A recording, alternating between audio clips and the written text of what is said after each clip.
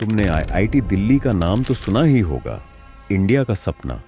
हर student की ख्वाहिश होती है कि यहाँ एडमिशन मिले, लेकिन बहुत कम लोग ये जानते हैं कि इसके कैंपस की दीवारों के पीछे कुछ ऐसे राज छुपे हैं जिन्हें कभी किसी ब्रोचर या किताब में नहीं लिखा गया।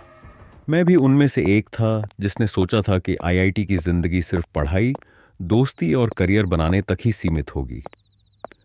लेकिन मेरी जिंदगी ने उस रात ऐसा मोड़ लिया कि आज तक मैं सो नहीं पाया। आज मैं तुम्हें वही कहानी सुनाने आया हूं जो मैंने आईआईटी दिल्ली में अपनी आंखों से देखी थी। ये कहानी है प्रोजेक्ट एक्स की। मैं 2018 में आईआईटी दिल्ली पहुंचा था। एडमिशन का पहला साल, हॉस्टल का पहला कमरा, हॉस्टल नंबर 7 कहा जाता था। यह हॉस्टल सबसे पुराना है। रात को जब पहली बार मैंने खिड़की खोली तो सामने पुरानी साइंस लैब दिख रही थी। लोहे की गेट जंग हुई और दीवारों पर बेलें छड़ी थीं। सीनियर ने उसी दिन एक चेतावनी दी थी, रात को 2 बजे के बाद उस लैब के पास मत जाना, और अगर कभी गलती से अंदर जाना भी पड़े तो बेसमेंट तक कभी मत जाना। मैंने हंसकर टाल दिया। लगा ये बस रैगिंग या डराने का तरीका होगा। लेकिन 2 महीने बाद मुझे खुद महसूस हुआ कि यह कोई मजाक नहीं था। उस रात मैं प्रोजेक्ट वर्क कर रहा था। लैपटॉप की बैटरी खत्म होने लगी और हॉस्टल में लाइट चली गई। मैं अपने दोस्त रवि के साथ लैब की ओर गया क्योंकि वहीं पर जनरेटर से पावर मिल सकता था। लैब का गेट तो बंद था, लेकिन जैसे ही मैंने दरवाजे को छुआ वो अपने आप कड़क की आवाज से खुल गया। अंदर अंधेरा और धूल थी। टेबलों पर टूटे हुए बीकर, फटे नोटबुक्स और जंग लगे माइक्रोस्कोप पड़े थे। हमने सोचा कि बस प्लग ढूंढें और निकल जाएं। लेकिन तभी हमें एक नोटबुक मिली, काले रंग की डायरी।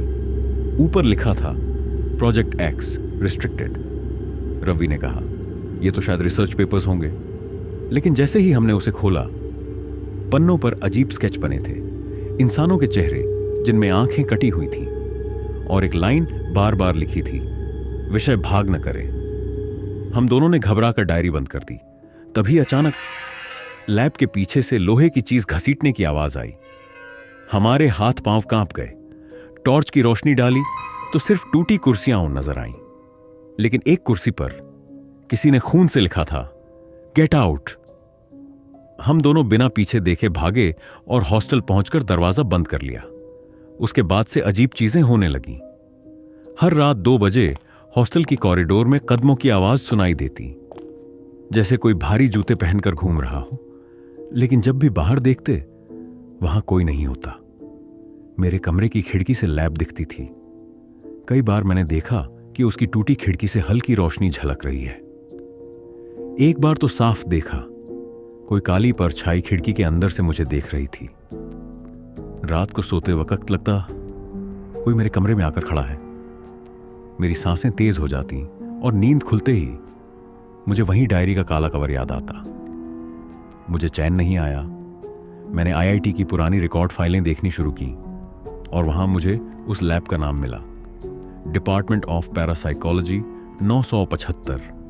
पता चला उस समय आईआईटी दिल्ली में कुछ सीक्रेट रिसर्च हुआ था, प्रोजेक्ट एक्स के नाम पर। सरकारी रिकॉर्ड कहता था कि यह प्रोजेक्ट कभी पूरा नहीं हुआ और 1981 में उस लैब को बंद कर दिया गया।